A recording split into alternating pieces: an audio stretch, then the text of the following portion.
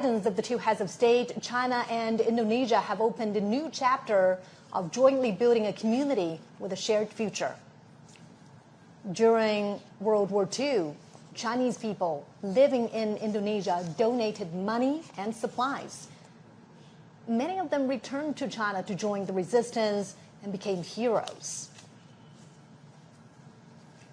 Renowned Chinese writer and anti-fascist intellectual Yu Dafu traveled to Southeast Asia to join the resistance. And he was killed in Sumatra, Indonesia. He wrote, "Our generation should sacrifice for the war of resistance." President Prabowo made a state visit to China soon after his presidential inauguration in 2024. China and Indonesia are traditional friends and neighbors. And it was in this year that China and Indonesia embarked on a new chapter of bilateral ties by building a community with a shared future.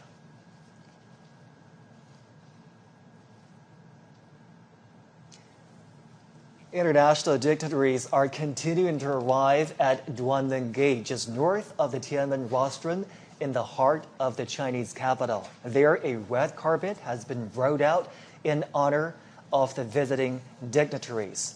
They are heads of state and government who will be participating in the commemoration today of the 80th anniversary of the victory of the Chinese People's War of Resistance against Japanese aggression and the World Anti-Fascist War. Later on, a military parade will take place on the Chang'an Avenue, an east-to-west major thoroughfare cutting right through the heart of the Chinese capital, Beijing. CGTN will have full coverage of the commemoration today. Make sure you do stay with us right here on CGTN.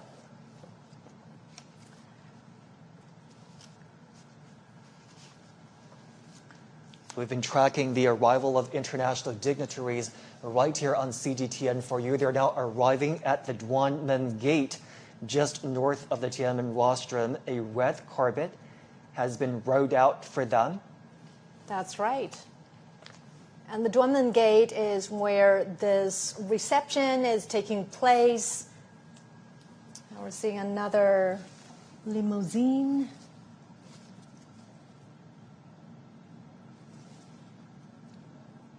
President of the Russian Federation, Vladimir Putin. Putin has been to China many times since 2013, either for state visits or international conferences. Relations between China and Russia are at their historical best. Their ties are characterized by long-term friendly good neighborliness and mutually beneficial win-win cooperation. In the new era, China-Russia relations are more self-confident, firm, and resilient. From May 7th to 10th, President Xi Jinping made a state visit to Russia and attended commemorations in Moscow of the 80th anniversary of the victory of the Soviet Union's Great Patriotic War. In World War II, China was the main battlefield in Asia, and the Soviet Union was the main battlefield in Europe. They were central to resistance and combat against Japanese militarism and Nazi Germany. They made decisive contributions to the victory in the World Anti-Fascist War. China and Russia are expanding mutually beneficial cooperation in all aspects. Bilateral trade has reached a high of over $244 billion last year. And China and Russia have active cultural exchanges and close cooperation at local levels.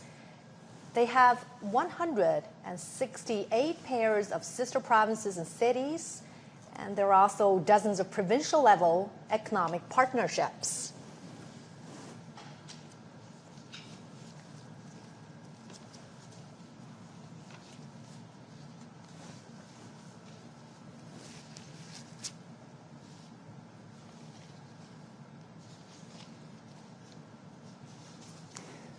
remembering history, honoring the fallen heroes, cherishing peace, and creating a better future. And this is our special program, commemorating